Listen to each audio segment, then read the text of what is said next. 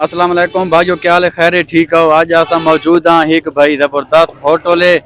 ते उसना ओनर सारे नाल खल है नबीउल्ला भाई ते होटल ना नाम ही था को दसे सी ते मजीद गपशप दे किस नाल लेने हां जी देखा ना ही दसा है ते कैसे कैसे होनी है थे ये सादा छपरा होटल है ते साडे कोल होनी ये देसी मुर्गे नी सोबत होनी ये कटवा होना है, अच्छा छोला होना है,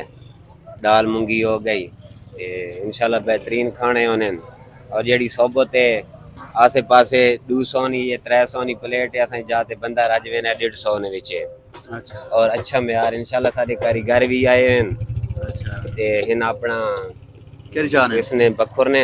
अच्छा या ते बाकी तो आपको हर शय चेक करा सकने हैं सोबत है। अच्छा ते कटवा जरा है मतलब भाई डेली होना है या कोई छुट्टी होनी है विच जा जी हाँ, तकरीबन अगर मंगल बुध है ना गोश्त वजह नहीं होना ना हां हां हां ता इस वजह तो ना कटवा ना हो करने बाकी अच्छा मंगल बुध हले दिहाड़े देसी ने असा ज्यादातर सोबत और वड़ा गोश्त भी इसने विच पेने हैं। अच्छा माशाल्लाह ते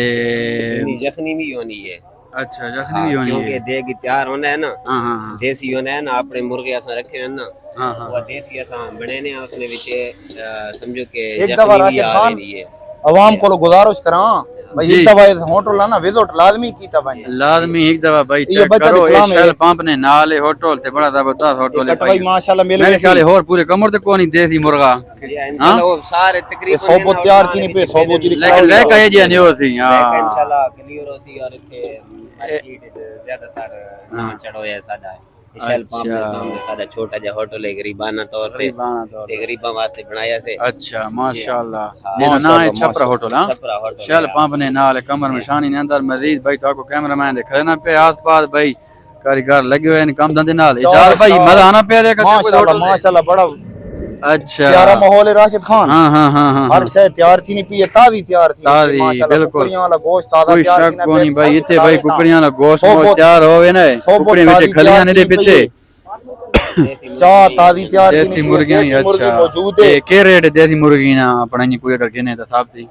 देसी जेरी असा तोल के देने आ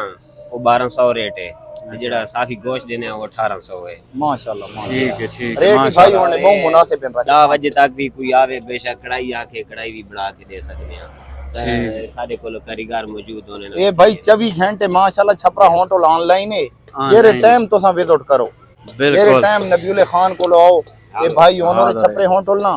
मजीद ही लोकेशन दे क्यों ये सामने शैल वाला सामने पंप शेल होता है। पंप पे हो कैमरामैन पंप दिखला देना ये सामने ये शैल वाला सामने पंप भाई है। रोड शैल ने वाले उका पंप ने होते बिल्कुल सामने जबरदस्त निजाम होने एक दफा जरूर चक्कर ले दो भाई इतने तो चेक लाजमी करे तो विजिट ठीक है होटल ना लाजमी करना ते है। बाकी भाई वीडियो को लाइक शेयर ते फॉलो जरूर कर दियो हुन इजाजत देने इंशाल्लाह बाद मेरे साथ ओके अल्लाह हाफिज पाकि